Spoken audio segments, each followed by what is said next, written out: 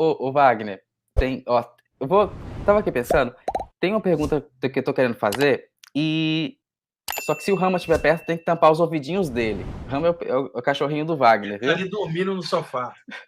Continua dormindo, Rama. Wagner, os animais têm alma? Sim, O tem. Rama tem que tampar os ouvidos. Tem como seres vivos, o animal tem emoção, né, Daniel? Tem energias bem definidas. Veja, existe uma diferença entre um inseto e um mamífero, né, cara? De percepção, de Uhum. manifestação. Então, por exemplo, você tem 5 cães, você tem uma colmeia, por exemplo. Você olha ali, você não vai diferenciar as abelhas. Exceção da rainha, que é a maior, elas são mais ou menos semelhantes. Você olha um formigueiro, você pode ter uma formiga rainha grande, mas a maioria. Então, você vê uma consciência coletiva, não vê? Funcionando grupal. Mas você olha um mamífero, por exemplo, um cachorro ou um gato, você vê uma consciência individualizada, com uma emoção bem definida. Houve algum processo de avanço do inseto para o mamífero, já que o mamífero manifesta uma coisa muito mais com identidade própria do que um inseto num conjunto. Era isso que era chamado no Oriente de alma-grupo ou alma coletivo. Quando chega no mamífero, aquele princípio já está individualizando e ele passa para o lado de lá e sobrevive.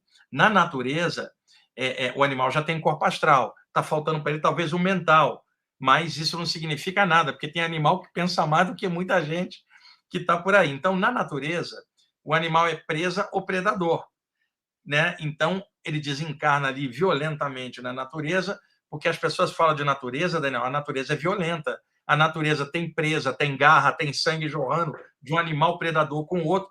Tem gente com mimimi aí que vê, por exemplo, um leão no documentário pegando a gazela e acha que o leão é do mal. Aquilo é a cadeia alimentar na natureza, que tem que ser aceita. A natureza, às vezes, é violenta, cara. Um terremoto, um maremoto, um animal predador grande pegando um coelhinho. A natureza não é aquela coisa idealizada. Ela não é boa ou ruim. Ela tem o jeito dela. Então, na floresta, um animal reencarna, quando ele desencarna, ele passa um período curto no astral, em torno, porque não há muita coisa a desenvolver, é a coisa muito instintiva. Por isso, se falava desde a antiguidade que o processo reencarnatório do animal era quase instantâneo ou muito rápido.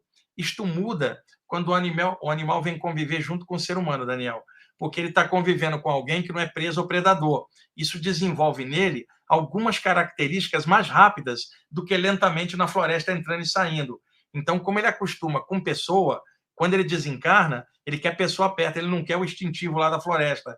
Aí o contato humano fez ele avançar, porque o animal, os 3 chakras de baixo, o umbilical, sexual e básico, funcionam, que é comida, sexo e sono. Do chakra cardíaco para cima, ainda está desenvolvendo a parte emocional. Quando ele vem viver junto com o ser humano, essa parte emocional dele ativa e o chakra cardíaco dele começa a avançar. Então é bom o animal estar junto com o ser humano que cuida bem dele, isso acelera a evolução dele. E é bom para o ser humano que cuida do animal, que também acelera a evolução e abre o coração. É bom para ambos. Então o animal sobrevive do lado de lá, eu estou falando de mamífero, não estou falando de inseto. Você vê cuidadores de animais do lado de lá. Eu já vi ambiente que só tinha gato desencarnado, ambiente que só tinha cachorro desencarnado, separado por tipos, né? Eu vi um ambiente onde o Rama veio só de Yorkshire. Então, isso existe.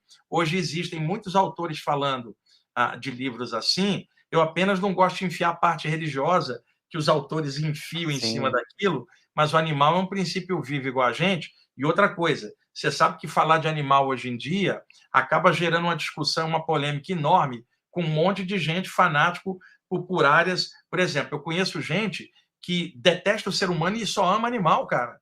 Isso aí é uma distorção, porque tem ódio nele. E outra, vamos pegar aquele baleeiro que mata as baleias, vamos jogar uma bomba e matar o capitão. Então, eu também amo os animais, mas vamos usar bom senso nas coisas e nada de radicalismo. Mesmo que a pessoa tenha uma ideologia de natureza, ela não pode se tornar violenta e radical e chata diante do meio. Nós vivemos num planeta, Daniel, em que boa parte da humanidade come um monte de coisa pesada, incluindo os animais. Eu não estou aqui para ficar julgando quem come isso ou não come aquilo. Eu vou fazer a minha parte, eu também estou a favor da ecologia, eu não como carne vermelha, mas eu não vou ficar radicalizando e olhando o prato de alguém ou tentar doutrinar alguém. Porque quando você começa a falar de animal, eu estou falando do animal doméstico. Por exemplo, eu não vivo junto de um golfinho para ver como é. Tem pessoas que vivem junto de cavalos e têm experiências incríveis em fazendas e na Índia educam o elefante como animal de estimação. Então, existe Sim. experiência espiritual com o elefante no plano astral, e eu mesmo vejo um elefante desencarnado, já vi várias vezes com os mentores, que é como um animal de estimação. Você pode ter teu cachorro e viver com ele do lado de lá, o hindu pode viver com o elefante dele lá. Eventualmente, eles vão reencarnar, mas o tempo deles, perto de nós, pode deixar esse tempo mais largo para eles do lado de lá.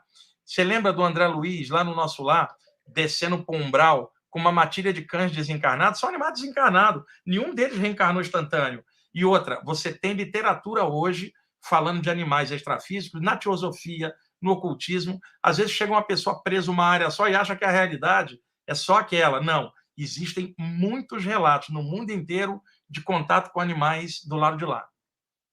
Tem um livro muito bom, Wagner, talvez você conheça, do Ernesto Bozano, Os Animais Têm Alma. Eu tenho, esse aí é um clássico. É o clássico, né? Aliás, Daniel, Excelente. eu sou fã do Ernesto Bozano, eu tenho todos os livros dele. O Ernesto Bozano era um autor italiano, ele desencarnou em 1943, eu acho, né? Ele era italiano, 41 ou 43. Ele tem um livro publicado em 1934, chama-se Desdobramento, Fenômenos de Bilocação, onde tem vários relatos de saídas do corpo. Depois, esse livro ele foi lançado aqui no Brasil em 1972 pela editora Calvário. Era Desdobramento, subtítulo Fenômenos de Bilocação. Essa editora faliu, também com o nome de Calvário, né, Daniel? E aí, quando foi no início da década de 80, a Edicel, que era uma editora espírita aqui do ABC, relançou o livro e trocou o título e o subtítulo. O original era Desdobramento, subtítulo Fenômeno de Bilocação. A outra edição ficou Fenômeno de Bilocação, Desdobramento virou subtítulo. É o mesmo livro, excelente. O Ernesto Bozano tem cada livro espetacular. Ele tem um livro fantástico chamado A Crise da Morte, Daniel, sobre vida após a morte. Muito legal. E esse aí do Desdobramento, que também é um livraço.